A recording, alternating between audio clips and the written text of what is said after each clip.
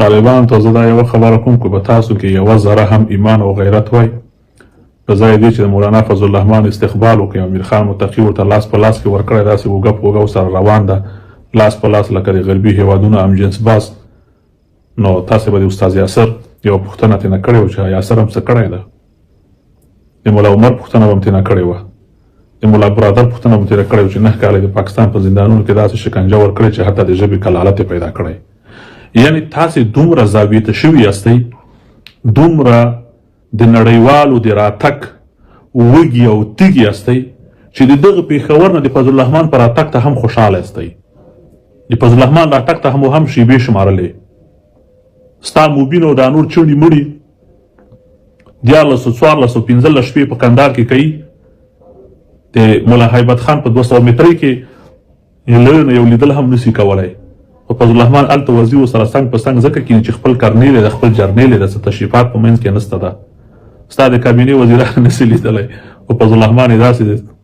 فیصله یې کړې وه چې بس کابل ته ځم کابل نه کندهار ته ځم ملا هیبت خان به هلته ګورم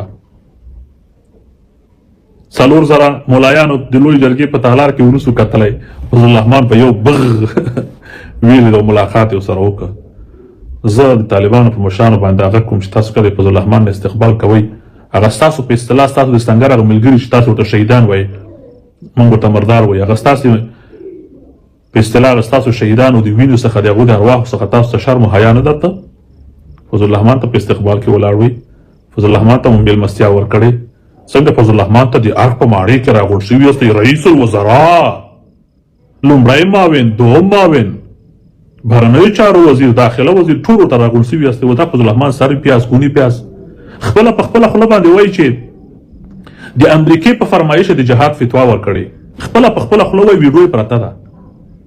خپله په خپله خوله وایي چې امریکا دا خواهش وکړه زموږ نه هیله وکړله او موږ فتوا د جهاد ورکړه او تاسې نن هغه ته د مولانا لقب ورکوئ د عالم دین لقب ورته ورکوئ په دا لاره کې دا تګې دا خېټه دا اوږده ابایه د ده چې ګوري بیا د میم دا د ماشومانو پمپر چې په سر کړی لکه یو ماشوم چې سپین پمپر زیړ کي دغه حالت ته چې ګوري بدون شک چې خدای تعالی په دنیا کې په انسان کې داسې شیطان پیدا کړی چې د لرې نه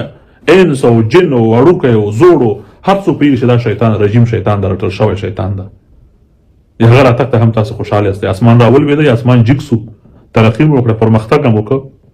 په دې کې شک نشته چې مولانا فضل الرحمن هغه منفوره او منحوسه او ملعونه څېره ده چې ټول لر و بر ټول خلک ترېنه کرکه او نفرت لري راتګ ته بغیر د تاسو نه بل هېڅوک داسې نه خوشبین دي او نه چاته خیر راوړی سي او نه چاته څه توره کولی سي ولې 3 کاله د غربیانو انګلیسیانو ښه غلامي کړی ښه وفاداره غلامي کړې ده او ښه ډالر یې ترېنه اخیستي دي د ډالرو مطابق یې ښې پردي برنامې مخته وړي دي د نیکه هم د انګریز جاسوس و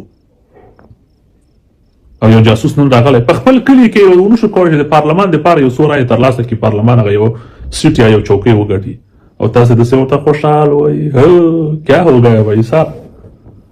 د استاد یاسر پوښتنه خو ترې وکړئ هغه د استاد یاسر زوی چې په کابل کې دغه هم ظاهران پاتې د خدای باندې تا خو ځان سره یو لشل کسب ولیو چې جناب مولانا صاحب کیو آئے ہو کیو تشریف لائے ہو د خپل پلار خو به ترې پوښتنه کړې چې د خلک قبر خو یې در وښیسې په کوم ځای کې ده د ملا عمر قبر خو پیدا سو یو ځای کې مو لکه خاوره داسې اچولې او د منځ د ملا عمر چپړکې راوویستلې چې دا ملا عمر ده نو خو به دې مطمئن چې ملا عمر خو دلته پاکستان کې بوقه کړی و خو دا چېرته و د ملا رباني پوښتنه فضل الرحمن نه کړې دا خو د اس آی تر ټولو غټ مشر او اصلي حقیقي مشر خو همدا ده د ملا رباني پوښتنه هم ترې کړې وه چې هغه ملا رباني ته چې تاسو د زهرو پیچکارۍ وکړو او د سرطان د مرض تر عنوان لاندې مو هغه په پاکستان کې ووژه د هغې پوښتنه به هم ترې کړې وه فلهذا طالبانو زه نه پوهېږم چې د فضل الرحمن ته ستاسو سر ولې دومره ټیټ دی تاسو په میاشتو کې ملا هیبت خان په کلو ونه لیده هغه په خپله خوښه راځي ځان ته خپله برنامه جوړوي او بغ ورغی